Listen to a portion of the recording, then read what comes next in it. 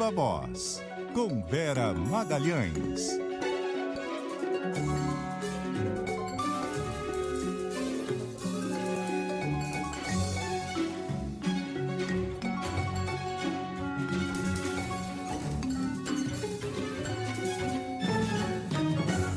Oi, Vera, boa noite, bem-vinda. Oi, Fernando, Nadédia, boa noite para vocês, boa noite para os ouvintes, para todo mundo uma ótima semana. Boa noite, Vera. Vamos lá, começamos mais uma semana e a gente vai começar agora com a reportagem do Igor Cardim lá em Brasília sobre um conflito entre os filhos mais velhos de Jair Bolsonaro por causa de uma manifestação, uma interferência, digamos assim, da ex-primeira-dama Michele na política que envolve Ciro Gomes lá no Ceará. Igor, sua informação, boa noite para você. Oi, Fernando, boa noite para você, para a Nadédia, para a Vera. Pois é, o PL convocou uma reunião de emergência para esta terça-feira, após a crise provocada pelas críticas de Michele Bolsonaro à aliança do partido com Ciro Gomes no Ceará. Segundo a colunista Malu Gaspar, o encontro deve reunir Michele, Valdemar Costa Neto, presidente do partido, e os senadores Flávio Bolsonaro, que está respondendo ali em nome do pai, e também o líder Rogério Marinho, líder da oposição no Senado. Esse encontro deve acontecer amanhã à tarde na sede do partido, aqui em Brasília. O encontro acontece, então, em meio à avaliação de que a ex-primeira-dama contestou publicamente o arranjo eleitoral articulado por André Fernandes e o ex-presidente Bolsonaro. A polêmica começou no domingo, quando Michele participou do lançamento da pré-candidatura de Eduardo Girão, do Partido Novo, ao governo do estado, e classificou como precipitada a aliança de André Fernandes do PL com Ciro Gomes, recém-filiado ao PSDB. No palco, ela chegou a dizer que fazer aliança com o homem é contra fazer aliança com o homem que é contra o maior líder da direita não dá, se referindo a André Fernandes, que estava inclusive ali nesse evento. A declaração se espalhou rapidamente nas redes sociais, expondo essa divergência dentro da família Bolsonaro. Há aliados que dizem que Michele se ressentia de Ciro por apoiar a ação do TSE que resultou na inelegibilidade de Jair Bolsonaro. A repercussão, então, foi imediata entre os filhos do ex-presidente. Flávio Bolsonaro declarou nas redes sociais que Michele atropelou uma articulação autorizada por Bolsonaro e classificou a postura dela como autoritária. Eduardo Bolsonaro reforçou a crítica do irmão nas redes sociais, disse que a análise dele foi correta, que foi injusto e desrespeitoso com André. E o filho Carlos Bolsonaro também reagiu, dizendo que é preciso estar unido e respeitando a liderança de Jair Bolsonaro. As mensagens, então, ampliaram esse racha público e mostraram o aumento das tensões entre eles, que a gente lembra, na semana passada teve também uma reunião de emergência no PL, em que Carlos Bolsonaro chegou a se emocionar, chorou na reunião, agradeceu a dedicação de Michele Bolsonaro com o pai, já que ela estaria ali fazendo as refeições de Jair Bolsonaro, encaminhando até a Superintendência da Polícia Federal. Então, essa trégua parece ter subido no telhado. E aí, enquanto isso, a defesa de Bolsonaro hoje pediu apoio ali de 2 profissionais de saúde, um cardiologista e uma fisioterapeuta, pediu autorização ao ministro Alexandre de Moraes para que eles possam atendê-lo na Superintendência da Polícia Federal. O pedido afirma que os atendimentos são necessários para a continuidade do acompanhamento clínico do ex-presidente. Hoje também o ministro Alexandre de Moraes autorizou novas visitas à carceragem. Michele Bolsonaro e a filha Laura poderão visitá-lo na quinta-feira, enquanto o Flávio está autorizado para visitá-lo amanhã, e o vereador Carlos Bolsonaro deve ir na sexta-feira, dia 5. Fernando. Tá certo, obrigado. Igor Cardim com informações em Brasília. Vera, que movimentação é essa? Que movimentação política é essa de Michele Bolsonaro?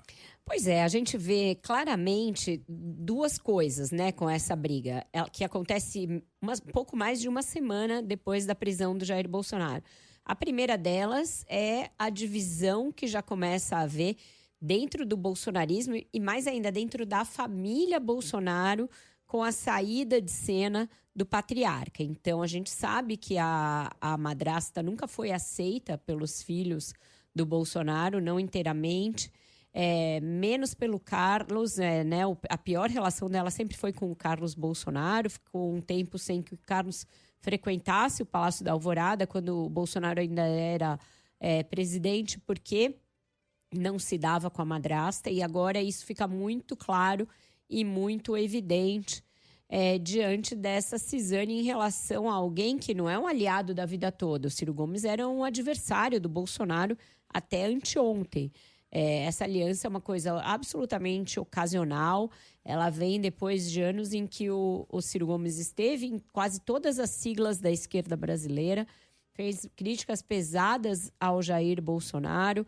Na eleição de 2022, chegou a dizer que ele seria preso depois que deixasse o mandato. Repetiu isso em várias ocasiões. O Bolsonaro chegou a falar que, abre aspas, Ciro Gomes fumou maconha estragada num embate que os dois tiveram. Disse que não poderia falar sobre o Ciro Gomes porque não era psiquiatra. Enfim, os dois eram adversários absolutamente em campos opostos e agora tem essa aliança que surge meio do nada. Mas já expõe uma divisão na direita, no PL e dentro da família Bolsonaro. A segunda coisa que fica muito clara e muito evidente nisso daí é a clássica misoginia da família Bolsonaro. Michele Bolsonaro chegou a ser incluída em várias listas como candidata, inclusive como presidenciável, assumiu ali um papel de dirigente partidária no PL Mulher, chegou a ser incluída aí na lista dos candidatos ao Senado pelo bolsonarismo, poderá ser candidata ao Senado pelo Distrito Federal, e tudo isso porque as pesquisas mostram que ela tem ali um potencial de chamar voto, mas no primeiro momento em que ela diverge, ela é massacrada pela machosfera bolsonarista, do tipo, senta lá, Cláudia, né? Não pode falar. A mulher não pode ter uma opinião diferente. Quem é ela, né, para opinar? Quem é ela para causar esse tipo de confusão? Onde já se viu ter uma opinião diferente da dos filhos do Bolsonaro? Que ousadia é essa? Então, a mulher serve para fazer uma figuração e para ser colocada ali como um chamariz eleitoral, um chamariz de voto, e eventualmente fazer uma presença VIP, nunca para opinar e nunca para se manifestar. E veja, não tem opinião coerente aí, não é que a dela é melhor, a dele é pior, pelo simples fato de que todo esse pessoal se odeia, sempre se odiou. Ciro Gomes e Jair Bolsonaro se odeiam, se detestam, não falam a mesma língua política. Essa aliança é absolutamente ocasional, oportunista, então falar contra ou a favor, tanto faz, porque é uma aliança que o eleitor vai olhar e falar, gente, o que está acontecendo aqui, né? As duas fotos não deu? ficam bem quadradas, né? O que deu nesse pessoal que está junto agora? Então, não é que ela falou um grande absurdo, onde já se viu, falou contra um aliado da vida toda do meu pai. Não é disso que se trata.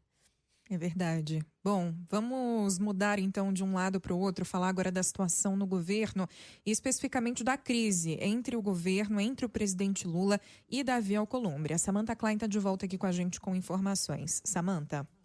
Nadédia, Fernando, Vera, olha, essa crise que de fato escalou neste domingo com aquela nota do presidente do Senado, Davi Alcolumbre, à imprensa, fazendo ali uma série de críticas em meio à indicação de Jorge Messias, atual AGU, para a vaga do STF, teve que colocar Lula nessa articulação. Já era esperado que ele fosse buscar aí uma reunião com Davi Alcolumbre, mas ele está buscando intermediários. E hoje, primeiramente, decidiu almoçar, convidou o Everton Rocha, que é o relator dessa indicação na CCJ. O Everton Rocha também é um senador líder do PDT e é muito próximo também de Alcolumbre. Por isso, o que se espera é que ele deverá buscar diminuir essa tensão em torno do nome de Messias, mas também em torno do conflito com o governo. Esse almoço, inclusive, não estava na agenda oficial do presidente Lula. O encontro ocorre depois desta nota do domingo, quando Alcolumbre afirmou que causa perplexidade o fato da mensagem mensagem de indicação de Messias ainda não ter sido encaminhada para o Senado. Lembrando que o que se vota é justamente essa indicação, né? Se faz essa leitura, portanto é fundamental. Alcolumbre, ao mesmo tempo, nessa nota também garantiu que a sabatina vai ser no dia 10 de dezembro, o que, segundo ele, evita uma protelação desnecessária, e também rechaçou o que chamou de insinuações de pessoas próximas ou aliados do presidente Lula sobre supostas chantagens por cargos no segundo escalão. E aí a gente pode colocar aí até o exemplo do Banco do Brasil. Quem estava com uma coluna ontem sobre isso foi nosso colega aí do Globo, Lauro Jardim. Na manhã de hoje, inclusive, entre outros pontos, também se falou a respeito disso numa reunião com ministros. O presidente Lula teve ali encontros com o chefe da Casa Civil, Rui Costa, além da própria Gleisi Hoffmann, ministra da Secretaria de Relações Institucionais. Ontem ela acabou respondendo, e ainda que o presidente Lula esteja fazendo aí esses passos, né, no Congresso, também haja algumas sinalizações do governo para tentar diminuir essa tensão, a nota de Gleisi Hoffmann não foi das mais amigáveis, porque ela rechaçou essas insinuações de Davi Alcolumbre sobre tentativas do governo de emperrar essa articulação, de estar acusando ele de supostamente buscar cargos, mas ao mesmo tempo também disse que todas as indicações, seja para o STF ou para agências reguladoras e Banco Central, tem caráter técnico e também transparência. Com vocês. Obrigada, Samantha Klein. Vera, falando de mais uma de tantas crises da articulação do governo com o Congresso, que não se ajeita nunca, sempre tem uma nova. É isso, Nadédia, sempre tem uma nova e cada hora numa casa, né? Eles vão fazendo uma alternância ali de casas para a gente não cansar, talvez, do enredo. Mas o fato é que agora tem esse impasse, porque a mensagem com a indicação do Alcolumbre é uma condição sine qua non para se votar o nome dele. O que a gente não sabe é, uma vez que já saiu no Diário Oficial, que ele era o nome que o presidente Lula vai indicar para essa vaga aberta com a aposentadoria do ministro Luiz Roberto Barroso. O que acontece?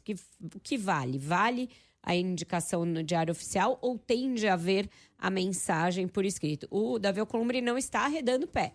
Está dizendo que está confirmada a sabatina dele para o dia 10 de dezembro, com posterior votação no plenário. Isso se ele passar na própria CCJ, que todo mundo diz que ainda não tem número para aprová-lo sequer na Comissão de Constituição e Justiça. É votação secreta na CCJ, também votação secreta no plenário. Então, é algo que você tem que construir e ter uma margem de segurança. Normalmente, quem ajuda os candidatos ao Supremo a construir esse trânsito com os senadores são os líderes das bancadas. Então, um líder pega e oferece, por exemplo, um jantar na sua casa para toda a bancada e aquele indicado. Aí a pessoa vai se apresentar, vai apresentar as suas credenciais, vai responder algumas perguntas sobre o que pensa a respeito disso ou daquilo, ou seja, vai dar para fazer uma temperatura de quem é aquela pessoa, que apito ela toca e se ela consegue angariar a simpatia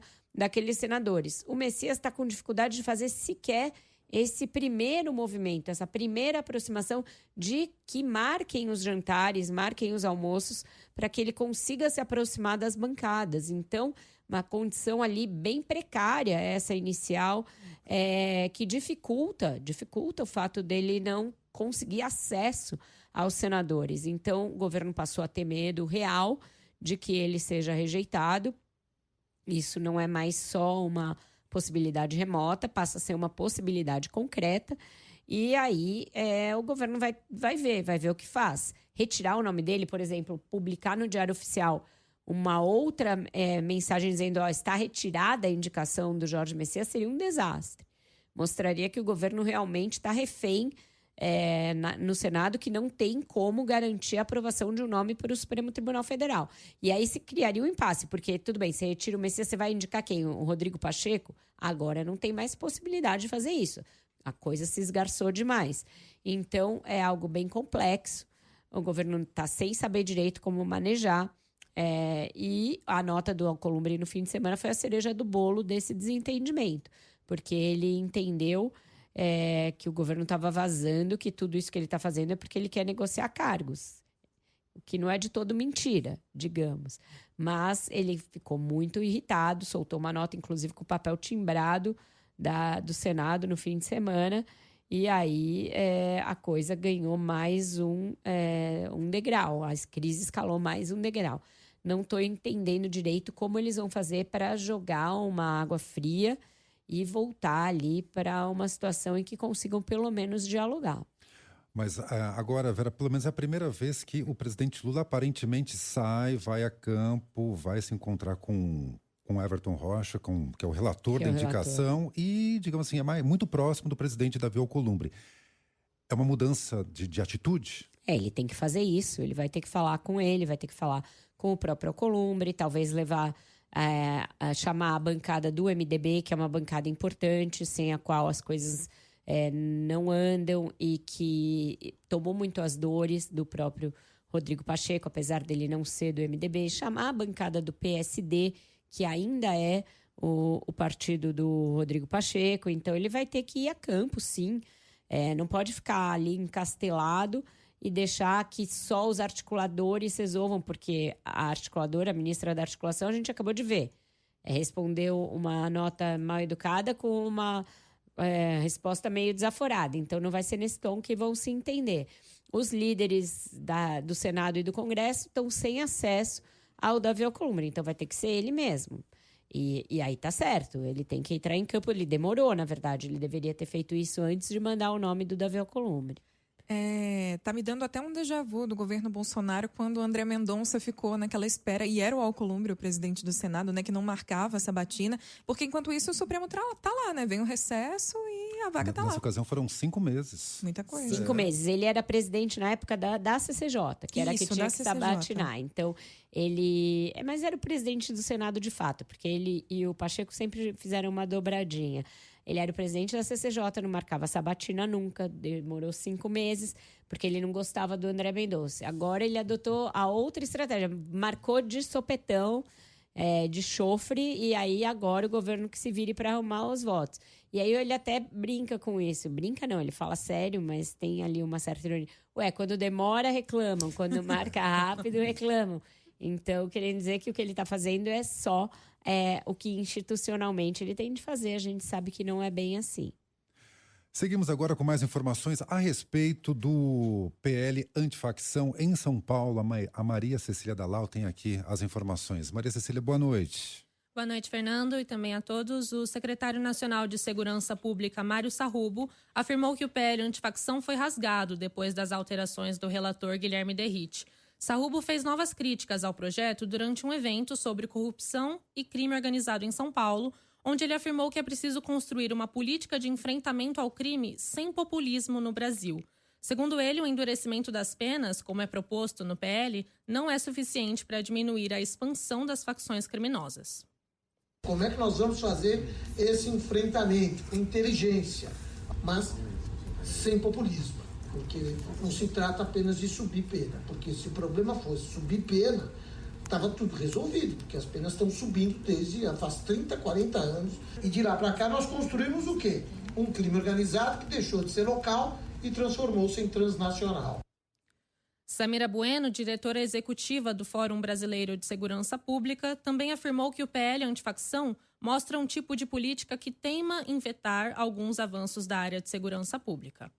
Marcola está presa há quanto tempo? Fernandinho Beiramar, Marcinho VP.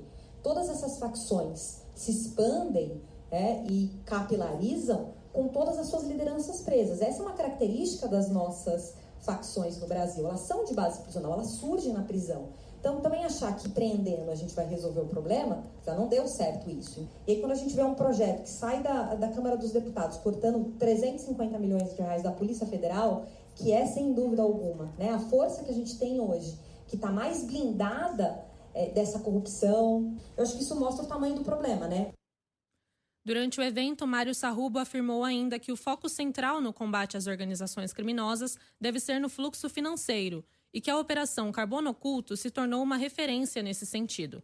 Ele disse que o Estado brasileiro ignorou por muito tempo o fato de que as fintechs são fortes instrumentos para a lavagem de dinheiro e que a Carbono Oculto foi essencial para revelar um sistema de fraudes ligado à cadeia de combustíveis no país. A operação mirou a atuação do PCC, que utilizava uma complexa estrutura de empresas de fachada, fundos de investimento e fintechs para lavar dinheiro, fraudar o mercado de combustíveis e ocultar patrimônio. Fernando.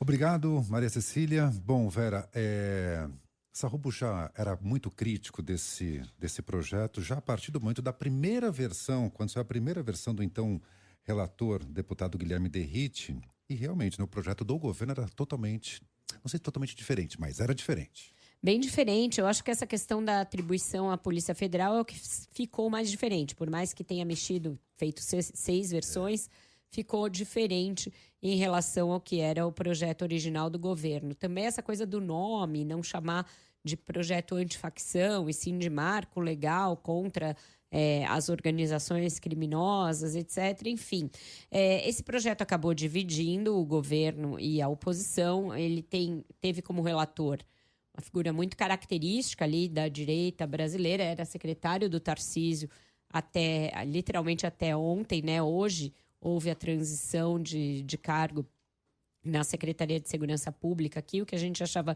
que era um afastamento temporário do Guilherme Derrite se mostrou uma troca definitiva, então entra o delegado Nico no lugar dele, e assim se faz uma alternância entre Polícia Civil e Polícia Militar, e o Derrite fica livre ou para ser candidato ao Senado ou para ser candidato de novo a deputado federal, mas a verdade é que tem aí uma distinção, né, e uma disputa por esse tema da segurança pública entre o governo, e aí o inconformismo do governo por ter praticamente perdido a autoria desse projeto, o projeto perdeu muito das suas características iniciais, e a oposição, principalmente a oposição ligada aos governadores, ao governador Tarcísio e a outros. Hoje, na transmissão de cargo aqui da Secretaria de Segurança, o Tarcísio aproveitou para bater nessa tecla, né, da necessidade de se combater o crime organizado, e com isso ele tenta fazer esse contraponto com o governo federal.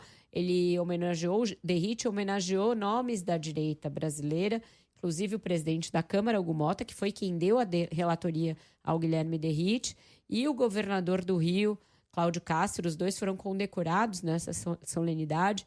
E o Cláudio Castro, que a gente sabe, ganhou alguns pontos em pesquisas e passou a ser mais bem avaliado depois da operação que resultou em mais de 100 mortes lá no Rio de Janeiro. Então, esse tema já está pautando a campanha eleitoral, e com essa distinção aí, essa diferença entre o que o governo e a direita têm a oferecer e têm a pregar.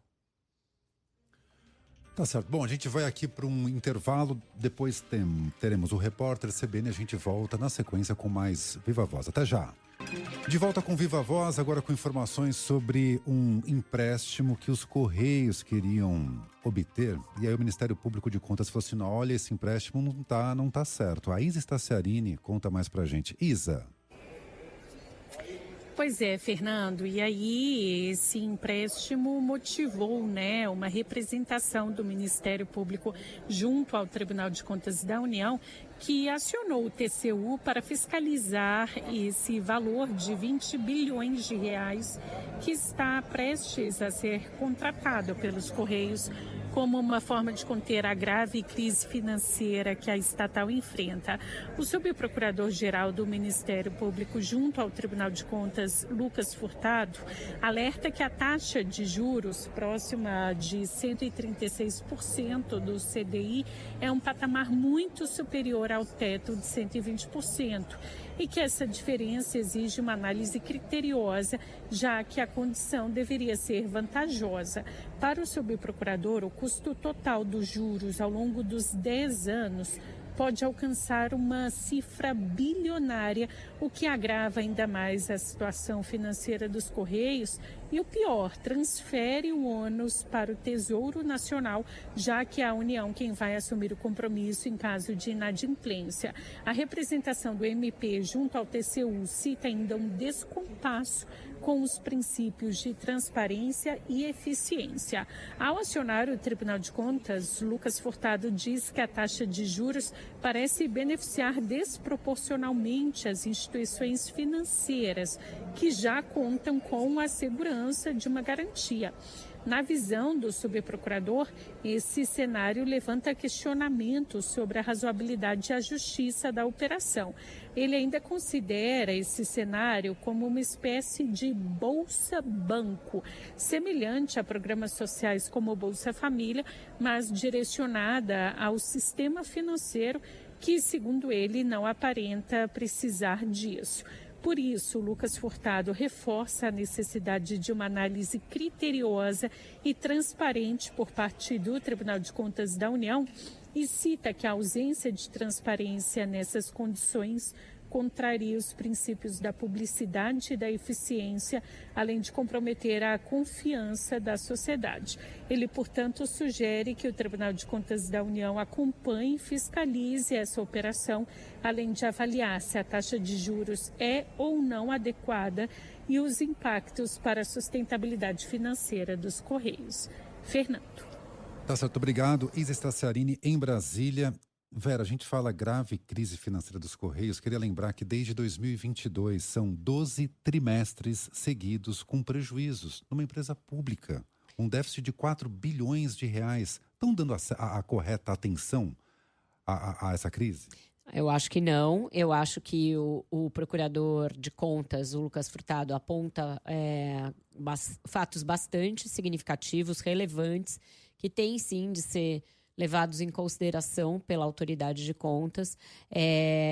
Esse empréstimo de 20 bilhões, uma quantia estratosférica, mostra que o banco está sem nenhuma capacidade de... a estatal está sem nenhuma capacidade de se recuperar por si só. A gente tem uma gestão que tem de ser cobrada, tem de ser fiscalizada. O Conselho de Administração da estatal aprovou a contratação desse empréstimo. Ele é só uma parte de uma anunciada reestruturação financeira e econômica dos Correios, mas que a gente sabe que não é a primeira e que é uma empresa que está com muita dificuldade de se reposicionar, de ter um papel numa sociedade cada vez mais digitalizada, num ecossistema que é esse de envio de cargas e de correspondências e, enfim, de logística, né? Que é a área em que os Correios mais atuam, que se diversificou muito e é uma empresa que ficou para trás em comparação com outras empresas do mercado privado, quando você tem Amazon, Mercado Livre, outras tantas empresas de logística muito mais rápidas, eficientes e com muito mais com chamariz ali junto ao público. É uma empresa que ficou defasada, que ficou para trás. Mas tem sido usada pelo governo Lula como um emblema ali. Você não pode vender os Correios porque eles são uma empresa que está ligada de alguma maneira à soberania nacional, etc.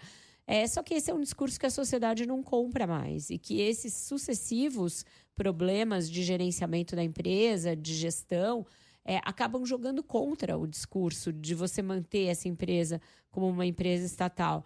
Então, são coisas que o governo vai ter de encarar e que vão ser cobradas certamente na campanha eleitoral.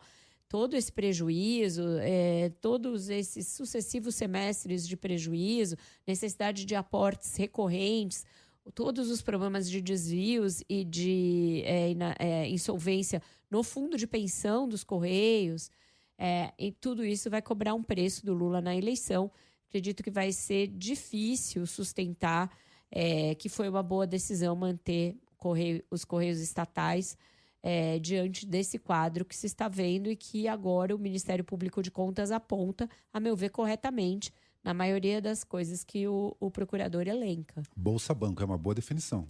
Exatamente. Fica de tempos em tempos, você tem que ir lá socorrer uma empresa que não vai das pernas. Na verdade, é que sozinho hoje, nos moldes em que ele está estruturado, é uma empresa que não se banca sozinha. Então, eu acho que isso requer que o governo apresente uma outra solução de médio e longo prazo para essa empresa. Vamos para o intervalo, noticiário da sua região. Daqui a pouco a gente volta com mais Viva Voz. Até já. De volta com mais informações, voltamos a Brasília com Samantha Klein, porque a Câmara dos Deputados bloqueou o salário do deputado foragido Alexandre Ramagem. Samantha. Exato, Fernando, Vera, Nadede, a Câmara, portanto, fez esse bloqueio na semana passada, depois que o ministro Alexandre de Moraes, do Supremo Tribunal Federal, fez esta determinação à casa. A Câmara cortou os vencimentos, portanto, logo depois de ter sido encerrada a fase de recursos e ordenou a execução imediata da pena de 16 anos de prisão imposta contra Alexandre Ramagem, justamente pela trama golpista. Ramagem deixou o Brasil, lembrando, ainda em setembro, no final do julgamento, e está nos Estados Unidos. Ele, inclusive, quando saiu do Brasil, não avisou nem o partido dele, o PL do ex-presidente Jair Bolsonaro. E apesar do salário cortado, o gabinete continua funcionando com cargos comissionados. Algumas pessoas, inclusive, estão ali com salários normais, salários elevados, todos esses que são chamados de secretários parlamentares, que é nada mais do que um CC. O corte desses vencimentos, o salário de deputado está ali na ordem de R$46 mil.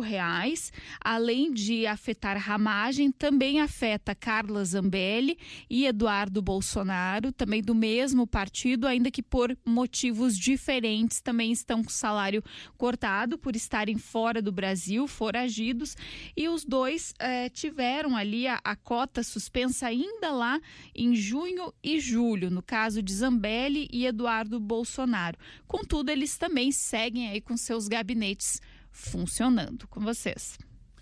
Bom, tá certo, obrigado, Samantha Klein. Vera, isso é só um ponto que envolve esses 3 deputados, né? Cortar o salário. Exato, cortou-se o salário e a cota parlamentar, né? Aquela cota a que se tem direito para funcionamento dos gabinetes. A cota é extra, mas os gabinetes continuam montados e com os seus servidores ali, todos eles nomeados, todos eles lotados nesses gabinetes, portanto, gabinetes que existem, de deputados que não estão no exercício do mandato, são 3 deputados do PL, 2 deles condenados pelo Supremo Tribunal Federal e um terceiro que é réu também numa ação no Supremo Tribunal Federal, 2 deles foragidos e uma delas presa. E até agora a Câmara não tem uma definição final sobre a perda do mandato desses 3 parlamentares. É muito lenta essa discussão.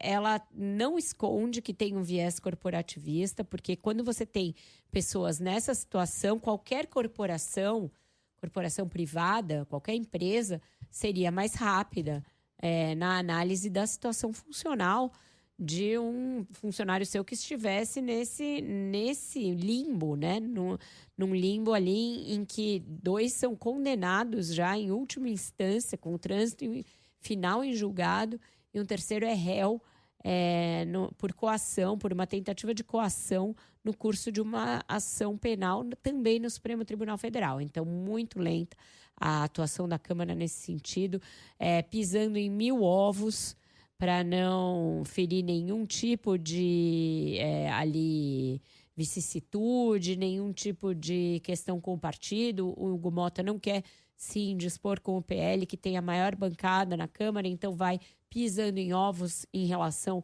aos 3 e demorando demais para decidir. Quem deveria se mobilizar para que essa decisão fosse tomada rápido são os suplentes, os que têm a ganhar com a necessária definição sobre a cassação desses mandatos que já está. O do Eduardo Bolsonaro não tem decisão judicial nesse sentido, mas dos outros 2, sim. Já tem uma decisão do Supremo mandando a Câmara cassar esses mandatos. Então, os suplentes deveriam também entrar na pressão sobre a mesa diretora para que acelerasse esse rito e definisse logo essa situação. Lento define, a Câmara não se ajuda, né, Vera? A gente falou que os gastos com os 3 mandatos foram de quase R$500 milhão em um mês. É evidente o interesse da pressão pública de que se feche esse ralo de dinheiro. Exato, não vai tudo para o bolso dos deputados, vai uma parte para pagar os servidores, uma parte para pagar esse material, mas claramente são mandatos que não estão trabalhando pelos que os elegeram, né? Por aqueles que os elegeram. Eles não estão votando em questões importantes como de segurança pública, que foi votada recentemente. Eles não estão ali prestando contas àqueles que os elegeram. É por isso que é necessário cessar esse vínculo e chamar para que assumam como deputados que ficaram um pouco candidatos que ficaram um pouco abaixo ali no coeficiente eleitoral e que, portanto, são suplentes dessas vagas e que seriam os que assumiriam, que vão assumir quando as suas cassações forem efetivadas, concretizadas. Está demorando demais, não é admissível isso, não é aceitável, não tem lógica que explique isso e eu acho que os suplentes precisam entrar na pressão sobre o Hugo Mota, porque aí pelo menos é pressão também vinda da classe política, quem sabe surte algum efeito. Não tem conselho de ética? Esse daí tá demorando mais do que a mesa diretora. No caso do Eduardo Bolsonaro, 2 representações no Conselho de Ética já foram, inclusive, arquivadas, Fernando. Então, se depender do Conselho de Ética, vai demorar mais ainda do que se for uma decisão que vier direto da mesa diretora da casa. Próximo assunto? Vamos. Bora. Bom, vamos chamar a Isa Estaciarinha agora para falar do aumento para policiais militares, para bombeiros lá no Distrito Federal. Isa.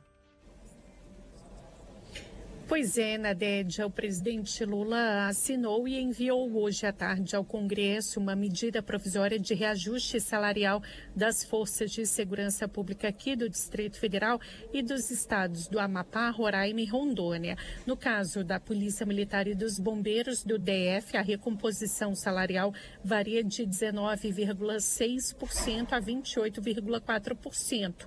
Depende ali da patente e do valor da remuneração básica de cada um. O reajuste vai ser pago em 2 parcelas, uma agora em dezembro e outra no mês que vem, em janeiro. O auxílio moradia também vai ser dividido, 11,5% agora, nesse mês de dezembro, e outros 11,5% em janeiro. Já para a Polícia Civil, o aumento é de 24% a 27%. E também varia dependendo da classe que o servidor ocupa. Inicialmente, os policiais civis tinham exigido paridade com a Polícia Federal, mas o governo barrou esse pedido. Essa solenidade, que foi fechada, reuniu ministros, deputados aqui do Distrito Federal, parlamentares federais, além de representantes das forças de segurança pública do DF, mas o governador do Distrito Federal, Ibanez Rocha, não marcou presença. Nessa mesma cerimônia em que assinou a medida provisória do reajuste, o presidente Lula também enviou ao Congresso um projeto de lei sobre as carreiras dos servidores da União, como a criação de cargos nas áreas da cultura e da educação, e ainda sancionou o projeto de lei que autoriza a nomeação de 700 policiais civis, 1.284 policiais militares e 89 bombeiros aqui do Distrito Federal. O projeto esse que já foi publicado no Diário Oficial da União de hoje à tarde. Já a medida provisória do reajuste salarial entra em vigor imediatamente, mas agora precisa ser votada pelo Congresso em até 180 dias e pela aprovação. Nadédia. Obrigada, Isa Estaciarini, pelas suas informações. Aceno, né, Vera? Quem não gosta de ganhar mais? Exato. O Lula sabe que essa área de segurança é uma daquelas em que ele vai ter mais dificuldade na campanha. Ele faz um aceno, portanto, às forças de segurança, ainda que seja uma coisa específica ali do Distrito Federal, mas faz esse aceno. A gente sabe que tem aí conflitos entre o governo do DF e o governo federal, desde a largada do mandato do Lula, com 8 de janeiro, já foi uma relação que azedou bastante, e azedou com o governador Ibanez e também com a polícia militar do DF, porque ficou aquela troca de acusações ali sobre quem tinha responsabilidade por evitar o 8 de janeiro, quem tinha responsabilidade por impedir que os manifestantes fizessem a quebradeira que fizeram. e isso gerou CPI na Assembleia lá, que chama Câmara Distrital, gerou o inquérito do 8 de janeiro e todas as condenações seguintes. E agora, de novo, no caso do Banco Master, é um outro caso que também opõe o governo do Distrito Federal e o governo federal. Então, essa solenidade de hoje está explicado um pouco por que o governador não compareceu. Eles estão aí em linhas diferentes e em rota de colisão em muitos assuntos. Mas é um aceno do Lula às forças de segurança, outros deverão vir. O projeto das facções ia no mesmo sentido, a PEC da segurança que está parada na Câmara vai no mesmo sentido, e daqui até a eleição o Lula deve reforçar muito esse discurso para tentar se aproximar desse tema e tentar reverter uma impressão geral que aparece nas pesquisas de que o seu governo vai mal quando o assunto é segurança pública. Temos mais informações agora com o Igor Cardim, em Brasília também, de uma manifestação da defesa do general Augusto Heleno. Igor.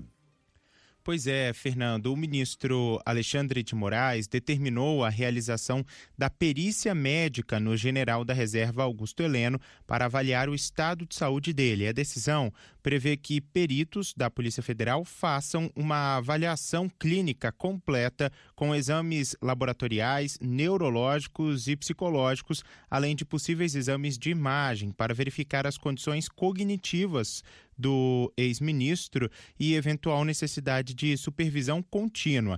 A medida ocorre após a defesa corrigir a informação sobre o diagnóstico de Alzheimer, afirmando que esse diagnóstico foi dado neste ano e não em 2018, e pedir que o militar cumpra a pena em regime domiciliar. Fernando.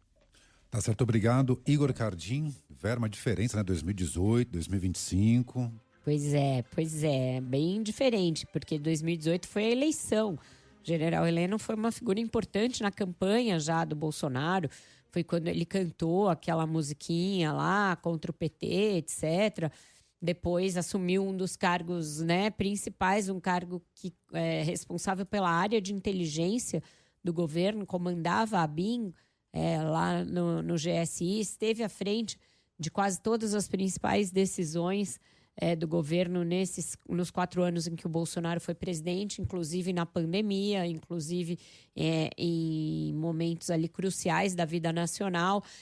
Naquela reunião, que foi uma reunião muito usada no processo da trama golpista, em que se discutiram saídas para o que eles diziam que eram fraude nas urnas, etc., o general Heleno é quem toma a palavra para dizer que qualquer virada de mesa que fosse ser feita tinha que ser feita antes das eleições.